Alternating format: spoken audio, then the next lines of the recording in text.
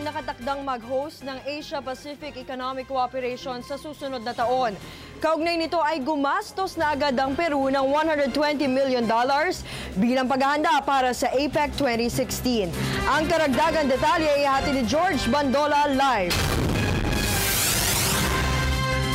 Ria, tama ka at sinabi nitong si President Ollanta Humala na isusulong nila pangunahin sa APEC 2016 ang sustainable development at green technology. Ang mga ito ang focus ng magiging APEC 2016 bukod dun sa mga binanggit kanina ni Jade Miguel at ito ang paniwala niya na makapagdudulot ng kaginhawaan sa mas maraming nilang kababayan.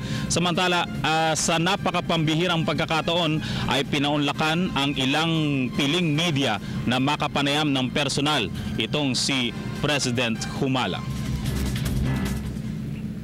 Wala pa ring pagod si Peruvian President Ollanta Humala sa pagharap sa mga media at pagpapaliwanag kung gaano nito pinaghahandaan ang APEC 2016. Hindi pa man tapos kasi ang hosting ng Pilipinas sa APEC 2015, malaki na raw ang ginugugol ng Peru sa preparasyon. Gumastos na ito ng $120 million para sa pagtatayo ng convention center.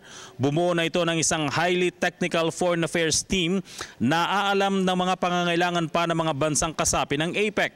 Sa katunayan, ipinagmamalaki ng Peru ang Pilipinas dahil sa napakagandang hosting nito ng APEC ngayong taon. That the Philippines is a very important partner for Peru.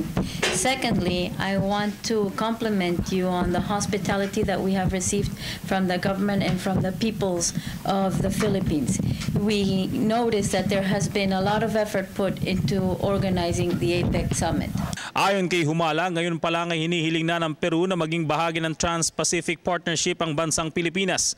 Sa pagtatapos ng hosting ng Pilipinas sa APEC 2015, nais ni Peru President Humala na isulong ng masigasig ang TPP na tinatayang mas magsusulong ng malawak na interes ng mga bansa sa Pasipiko kabilang ng American continent at Asia. TPP is like a very big highway. It is up to those who it is made available for to follow this road. It is the duty of the state to provide that kind of infrastructure and citizens to use it in their benefit. Sa susunod na taon, pangatlong beses nang mag-host ng Peru. Pero bukod sa TPP, susulong daw ni Humala ang pagbuo pa ng mga environmentally sustainable developments at pagpapatibay ng legal framework sa mga pamumuhunan. We would like to address the issue of development with quality, sustainable development, and particularly a green development.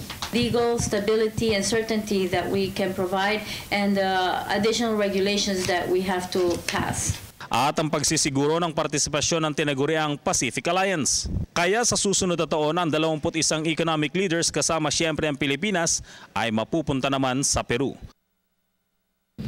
Samantala, alauna ng madaling araw, nagpaunlak yang si President Humala matapos yung welcome dinner na ibinigay naman ng Pangulong Benigno S. Aquino III para sa mga economic leaders.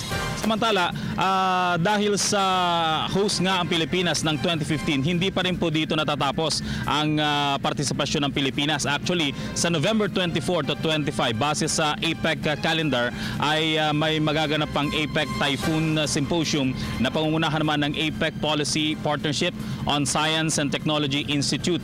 Dito pa rin po yan sa Metro Manila. Para sa Telebisyon ng Bayan, kasama ang Unit 3, ako po si George Bandola.